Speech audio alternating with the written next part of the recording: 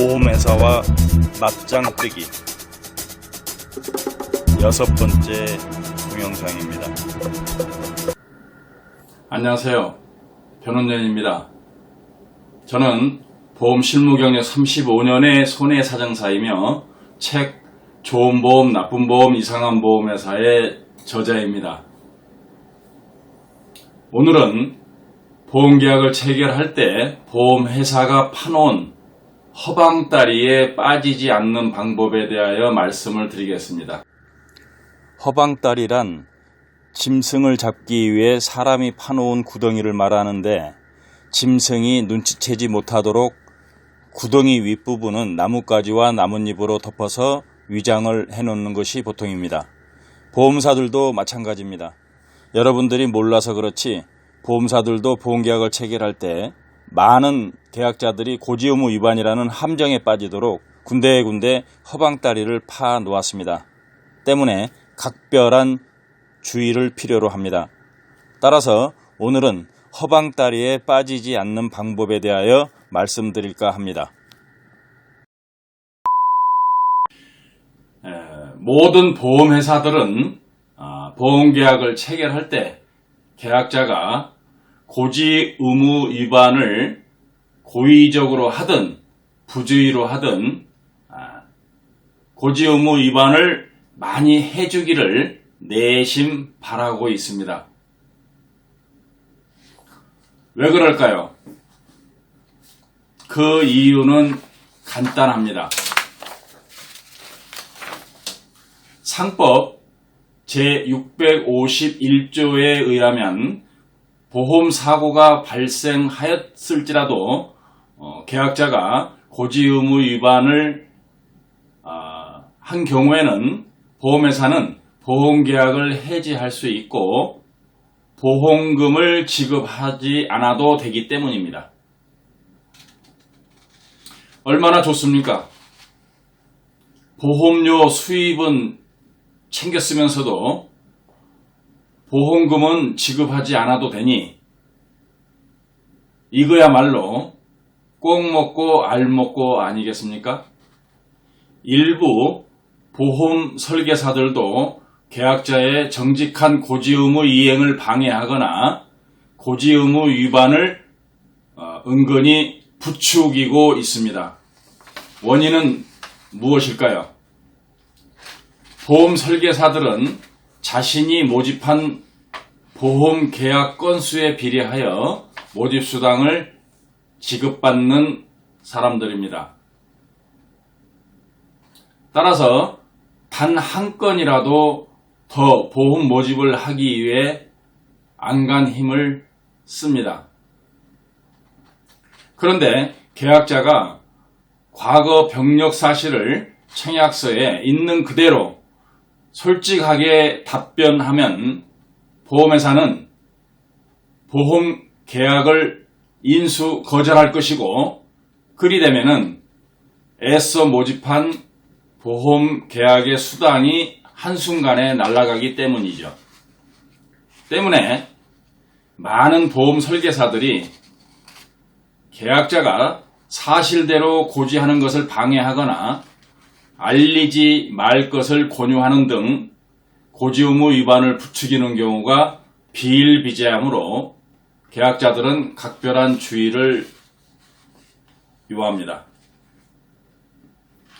보험계약을 체결하는 목적은 보험회사나 보험설계사의 이익을 위해서가 아닙니다.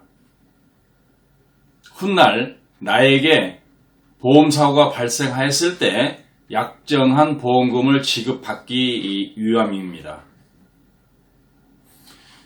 그런데 고지 의무를 위반하였다는 이유로 보험계약을 해지당하고 보험금도 지급받지 못한다면 얼마나 억울하고 황당하겠습니까?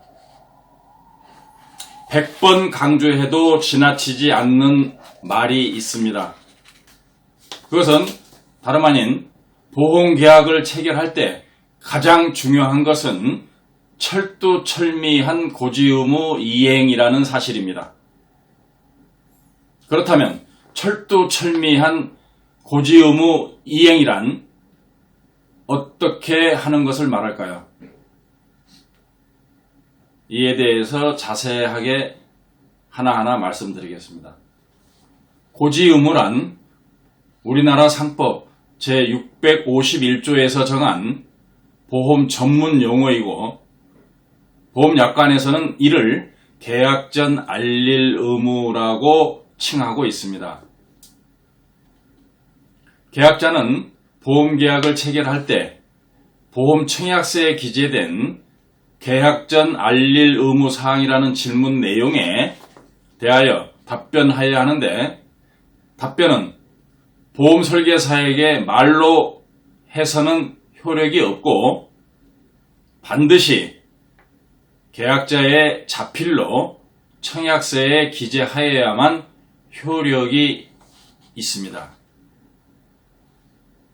질문 내용은 보험회사마다 약간씩의 차이는 있지만 거의 대동소이합니다.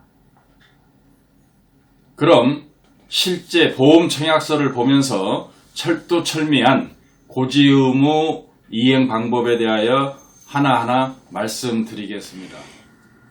이것은 한 생명보험회사의 보험 청약서인데 타이틀은 계약 전 알릴 의무 사항이라고 기재되어 있고 아래에는 8가지 질문 내용과 직업, 운전 여부, 위험 취미 여부 등을 묻는 질문이 기재되어 있습니다.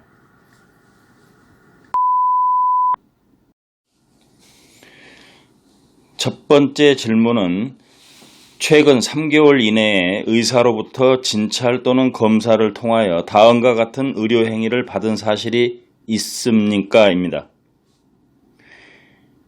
다음과 같은 의료 행위란 첫 번째, 질병 확정 진단, 두 번째, 질병 의심 소견, 세 번째, 치료, 네 번째, 입원, 다섯 번째, 수술, 제왕절개 포함,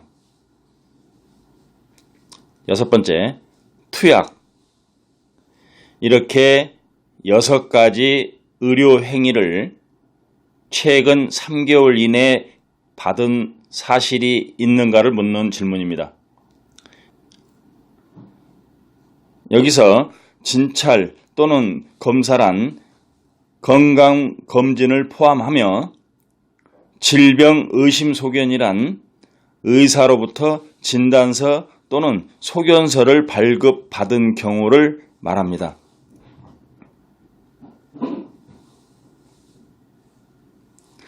두 번째 질문은 최근 3개월 이내에 마약을 사용하거나 혈압 강화제, 신경 안정제, 수면제, 각성제, 진통제 등 약물을 상시 복용한 사실이 있습니까? 에 대한 질문입니다. 따라서 3개월 이내에 마약을 사용하거나 이 약물 투여를 물어보고 있으므로 3개월 전에 이러한 약을 복용한 것은 고지할 필요가 없습니다.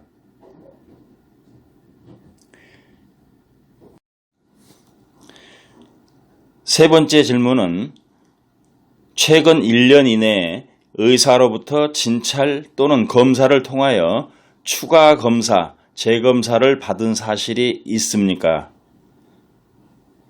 에 대한 질문입니다.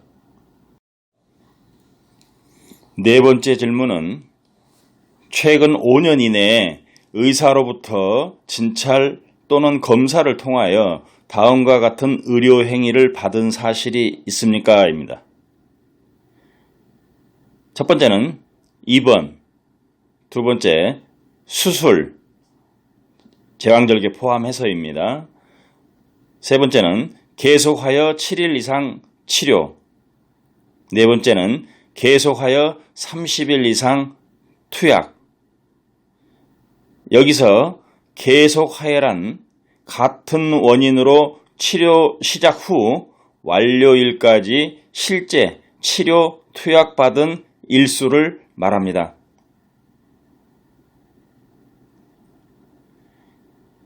여기서도 최근 5년 이내에 대한 것을 묻고 있기 때문에 5년 이전에 입원을 했거나 수술했거나 계속해서 7일 이상 치료를 했거나 계속해서 30일 이상 투약을 한 것은 답변하지 않아도 됩니다. 고지의무란 보험회사가 묻는 내용에 대하여 해당되는 것이 있으면 답변하는 것이지, 묻지도 않은 것에 대해서까지 내가 탐지를 해서 답변해야 할 의무는 아닌 것입니다.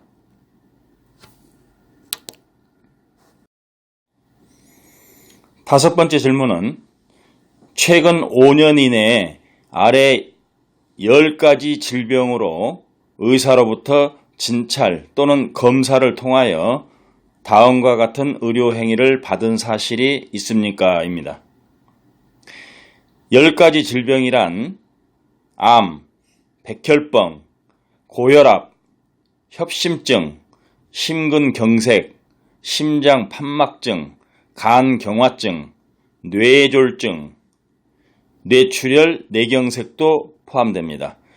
당뇨병, 에이즈 및 HIV 보균을 말하고, 이러한 10가지 질병으로 인해서 질병 확정 진단을 받았거나 치료한 사실이 있거나 입원한 사실이 있거나 수술한 사실이 있거나 투약한 사실이 있는 경우에만 답변해 주시면 됩니다. 여섯 번째 질문은 여성에게만 묻는 질문입니다. 현재 임신 중입니까? 예인 경우에는 임신 몇 주인가? 이거를 묻는 질문입니다. 태아보험인 경우에는 별도로 질문 항목이 한 가지가 더 있는데, 임신 과정 또는 산전 검사에서 아래와 같은 태아 이상 가능성이 발견되었거나 진단을 받은 적이 있습니까? 라는 것을 묻고 있습니다. 태아 이상 가능성이라든가 진단 내용이란 선천기형성, 선천성 장애, 자궁 내 발육 부진, 큰 몸증, 신경학적 결손, 염색체 이상, 양수과소증, 양수과다증, 태아수종, 용혈성 질환, 태아감염, 인공수정, 다태아 임신, 과숙 임신, 전치태반, 태반 조기 박리, 자궁경관 무력증 등을 말합니다. 여기에 해당 사항이 있는 경우에는 예라고 답변하시면 됩니다. 일곱 번째 질문은 기능적 장애를 묻고 있는데, 현재 눈, 코, 귀, 언어, 씹는 기능, 정신 또는 신경 기능에 장애가 있습니까를 묻고 있습니다. 그래서 눈에 장애가 있어서 시력이 안 보인다든가, 코에 장애가 있어서 냄새 맡는 기능을 못하고 있다든가, 귀에 장애가 있어서 청력에 장애가 있다든가, 이런 등등 장애가 있는 경우에는 예라고 답변해 주시고, 없는 경우에는 아니요라고 답변해 주시면 됩니다. 여덟 번째 질문은 신체적 장애를 묻는 질문인데요. 현재 팔, 다리, 손, 손가락 포함, 발가락 포함, 척추 등의 손실 또는 변형으로 인한 외관상 신체에 장애가 있습니까? 라는 질문 내용입니다. 그래서 팔다리나 손이나 손가락, 발가락, 척추에 어떤 변형이나 기형, 외관상의 어떤 신체 장애가 있는 경우에는 예라고 답변해 주시면 되고, 아닌 경우는 아니오에 답변을 해 주시면 됩니다. 9번째 질문은 피보험자의 직업을 묻는 질문입니다. 근무처가 어딘지, 근무 지역이 어딘지, 업종은 무엇인지, 취급하는 업무는 구체적으로 무엇인지 등을 상세하게 기록을 해주시면 됩니다. 직업이 없는 경우는 무직이라고 기재하시면 되고, 직업이 없는 전업주부들은 근무처는 주부라고 쓰시고, 취급하는 업무는 가사 업무라고 적어주시면 됩니다. 가끔 손해보험을 가입하면서 위험한 직업을 가지고 있는 자가 보험회사가 계약을 받아줄 것 같지 않으니까 그냥 사무직이라고 허위로 기재를 하고, 취급 업무는 그냥 실내에서 사무를 보는 직업이다, 이렇게 거짓으로 기재하는 경우가 있는데, 그런 경우도 나중에 보험회사가 고지 의무 위반으로 보험계약을 해지하고 또는 보험금도 지급하지 않을 수 있으니까 사실대로 기재해 주셔야 합니다.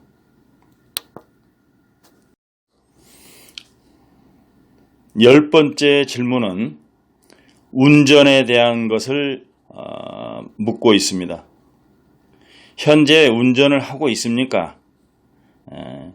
하고 있는 경우에는 예, 하고 있지 않는 경우에는 아니요라고 기재해 주시면 되고, 예라고 하는 경우에는 운전 차종은 무엇인지를 묻고 있는데, 승용차인지 승합차인지 화물차인지를 묻는데, 그것도 구체적으로 승용차 영업용인지 승용차 자가용인지, 승합차도 영업용인지 자가용인지, 화물차도 영업용 화물차인지 자가용 화물차인지를 구체적으로 해당 사항에 표기를 해주면 되겠습니다.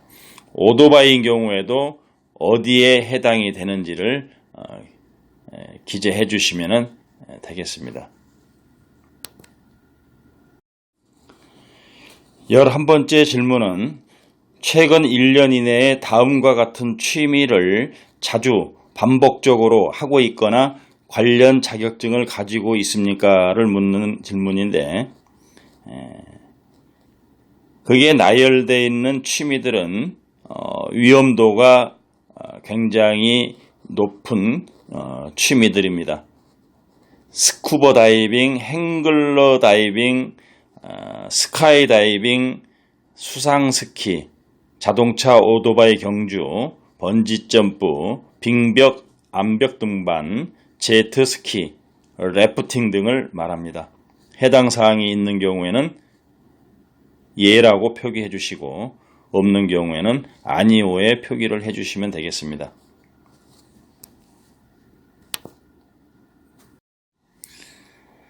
다음은 보험계약을 체결한 계약자와 보장을 받는 피보험자의 자필 서명을 기재하는 란입니다. 여기에서 중요한 내용은 계약자와 피보험자가 동일인일 때는 상관이 없지만, 계약자는 홍길동이고 피보험자는 갑순이인 경우 피보험자의 자필 서명을 계약자인 홍길동이 해서는 안 되고, 반드시 갑순이 본인의 자필로 서명을 해야 보험계약에 효력이 있다는 사실입니다.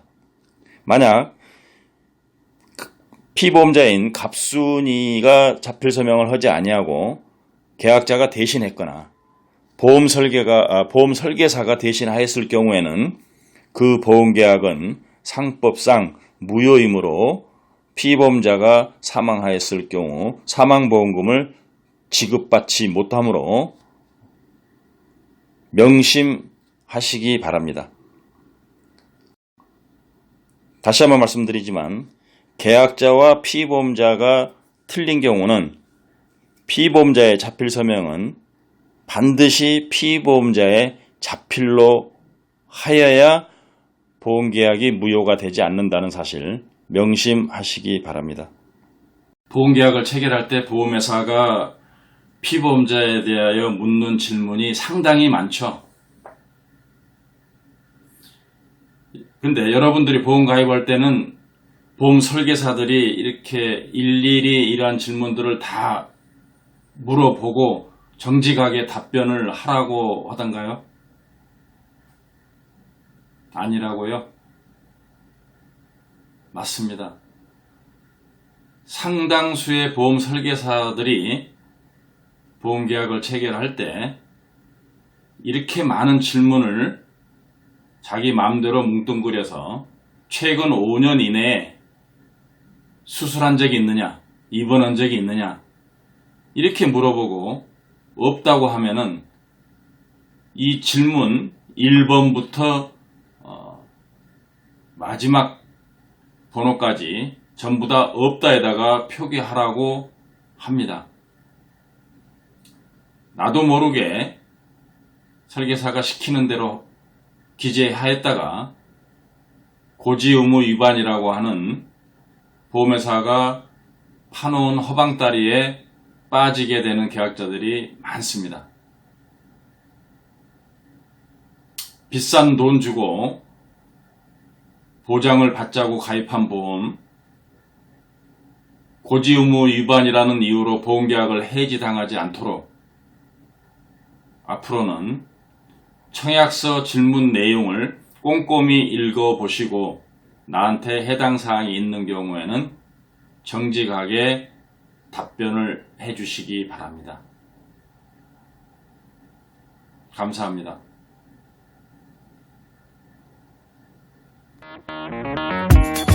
보험금을 청구할 때마다 횡포를 일삼는 일명 이상한 보험회사에 대하여 자세히 알고 싶으신 분들은 제가 쓴 책 좋은 보험, 나쁜 보험, 이상한 보험회사를 구입해서 꼭 읽어보시기 바랍니다.